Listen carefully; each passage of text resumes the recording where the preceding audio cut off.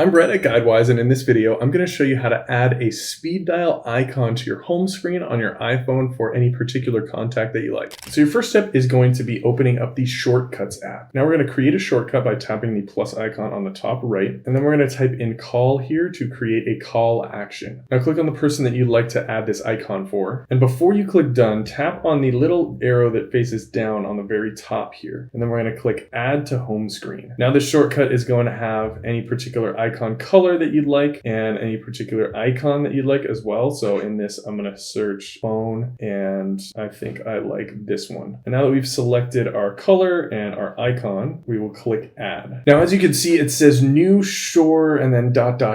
under the icon. We don't want it to be called new shortcut. So we're going to tap on right there where it shows the name, and we're going to type in whatever we want to call this. I would say speed dial mom. And then once we're set with the name that we like, we'll click add on the top right. And now you can see your icon with your new name right here. And when you tap that, you are going to speed dial that contact that you selected. If you found this helpful, don't forget to like and subscribe for more.